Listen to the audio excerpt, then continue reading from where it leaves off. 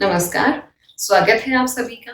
पिछले वीडियो में अपन ने एक प्रमुख आधुनिक राजनीतिक अवधारणा राजनीतिक समाजीकरण को समझा था। अपन ने समझा था कि राजनीतिक समाजीकरण क्या होता है और कब ये आधुनिक अवधारणा राजनीति विज्ञान में आई। अब अपन आज ये समझेंगे राजनीतिक समाजीकरण के साधन, मतलब कि किन किन साधनों से राजनीतिक समाजीकरण होता है। आखिर वो कौन से साधन हैं, वो कौन सी संस्थाएं हैं, वो कौन सी चीजें हैं जो राजनीतिक समाजीकरण में महत्वपूर्ण भूमिकाएं निभाती हैं। तो राजनीतिक समाजीकरण में महत्वपूर्ण भूमिका निभाने में सबसे पहले आता है परिवार। कोई भी बालक जब जन्म लेता है और वो जन्म के बाद लगभग 5-6 साल तक अपने परिवार के साथ ही रहता है, तो तभी से बच्चा राजनीति के बारे में समझने लग जाता है। तभी से वो अपने परिवार में होने वाली बातचीत के माध्यम से और थोड़ा बहुत राजनीति के बारे में अपनी मान्यताएं निर्धारित कर लेता है। अक्सर ये देखने में आता है कि परिवार का मुखिया जिस दल का समर्थक होता है, उसी दल के समर्थक परिवार के अन्य सदस्य भी होते हैं। यानी कि परिवार की राजनीतिक सोच का, परिवार की राजनीतिक समझ का एक व्यक्ति के जीवन पर प्रभाव पड़ता है। फिर दूसरा, वो परिवार में किस प्रकार समझता है राजनीति को, अपनी बात मनवाना, अपनी बात मनवाने के लिए दबाव बनवाना, ये भी वो तरीके हैं जो कि एक तरह से अपन बात कहें कि राजनीतिक समझ उसको देते हैं कि किस प्रकार अपनी बात मनवानी है। कई बार वो रिक्वेस्ट करता है, नहीं माने जाने पर वो कई बार रोता है, कई बार बीमार होने का भी नाटक करता है। तो ये इस तरह की बहुत सारी चीजें हैं जिनके माध्यम से वो दबाव बनवाता है और अपनी बात मनवाता है। तो ये सारी की सारी चीजें राजनीति के बारे में वो अपने परिवार से सीखता है। दूसरा जो राजनीतिक साधन आता है राजनीतिक समाजीकरण का, वो आता है शिक्षण संस्थाएं।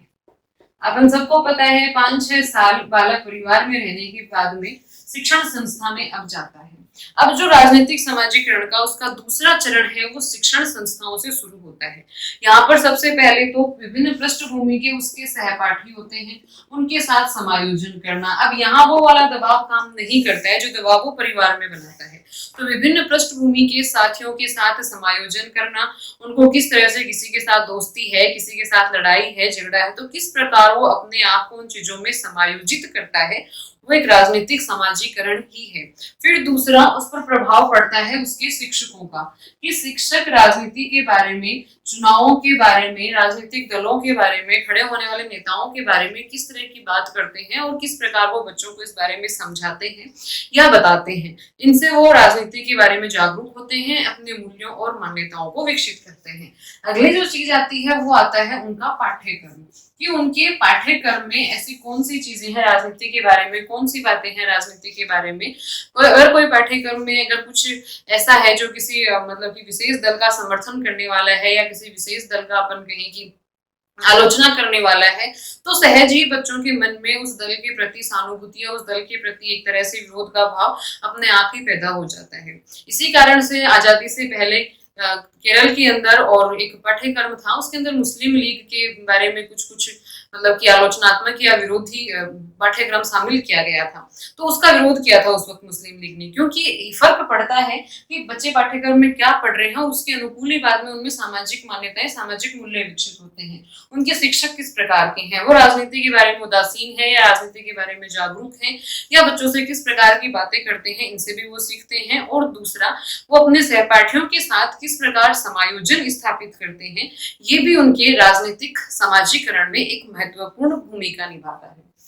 अब जो तीसरा महत्वपूर्ण भूमिका आती है राजनीतिक समाजीकरण में, वो आती है राजनीतिक दल। ठीक है, बच्चा विद्यालय में गया, शिक्षकों के साथ, सहपाठियों के साथ, पाठ्यक्रम के साथ उसने बहुत कुछ सीखा, लेकिन जो जो वो बड़ा होता है वो देखता है कि जब चुनाव आने वाले होते हैं तो बहुत सारे राजनीतिक दलों के प्रत्याशी होते हैं, वो आके चुनाव में भाषण देते हैं, हर एक अपनी विरोधी पार्टी का मतलब की आलोचनाएं करता है, उनकी कमियां बताता है, अपनी खूबियां बताता है और ये बताता है कि उसे किस प्रकार क्यों वोट देना चाहिए और वोट मिलने के बाद में वो किस प्रकार उनके क्षेत्र का, उनके गांव का या उनके शहर का विकास करेगा। तो इन सब बातों के माध्यम से राजनीतिक दलों के और आपसी चुनाव प्रचार के और आपसी कमियां बताने, आपसी आलोचनाओं की वजह से भी एक विद्यार्थी इन राजनीतिक समाजीकरण को सीखता है। वो जानता है कि हाँ, किस प्रकार से चुनाव प्रचार हो रहा है, किस प्रकार राजनीतिक दल वोट बनाने के लिए और घोषणाएं करते हैं और किस प्रकार दूसरे राजनीतिक दलों की वो आलोचना करते हैं।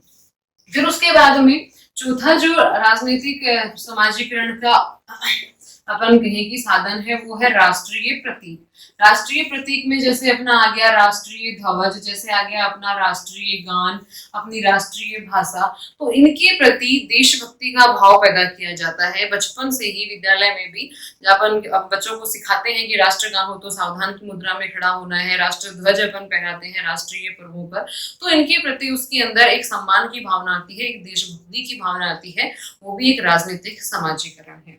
अब जो सबसे महत्वपूर्ण और सबसे प्रभावशाली साधन जो आज के समय में है राजनीतिक समाजीकरण का, वो है जनसंचार के साधन। आज तो ये कहावत ही बन गई है कि मीडिया जिस पार्टी को, जिस प्रत्याशी को जिता देता है, असल में जीत उसी की होती है। जनसंचार के साधन अखबार है, टीवी है, रेडियो है, और सबसे बड़ा आजकल जो एक्सप्लोर करता है इंटरनेट है।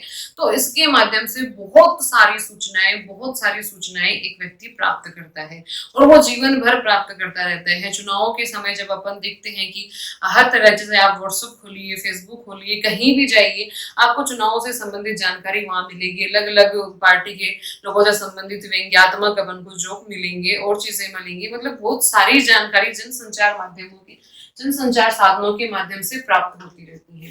तो मीडिया कौन से दल को अच्छे रूप में दिखाता है, कौन से व्यक्ति को, कौन से नेता को सकारात्मक रूप से चित्रित करता है, कौन से नेता को अपन कहें कि एक विलन के रूप में या फिर एक विरोधी के रूप में चित्रित करता है, इन सब बातों का प्रभाव व्यक्ति के दिमाग पर पड़ता है। ज्यादा प्रचार प्रसार इसीलिए करती हैं पार्टियां क्योंकि ज्यादा प्रचार प्रसार से उनका वोट बैंक बढ़ता है, उनको ज्यादा वोट मिलते हैं। यानी कि ये बात साबित होती है कि जनसंचार के माध्यमों से व्यक्ति राजनीति के बारे में अपनी समझ, अपने मूल्यों को निर्धारित करता है, अपने मूल्यों को, अपने मानकों को परिवर्तित भी करता है। इसीलिए आज हर एक राजनीतिक दल चुनावों के माध्यम से, चुनाव जब होते हैं तो मतलब कि मीडिया के माध्यम से खूब प्रचार प्रसार किया जाता है, ताकि लोगों के अंदर वो अपनी मान्यताओं को स्थापित कर सके, अपने आप को सकारात्मक स्थापित कर सके और उनका वोट प्राप्त कर सके।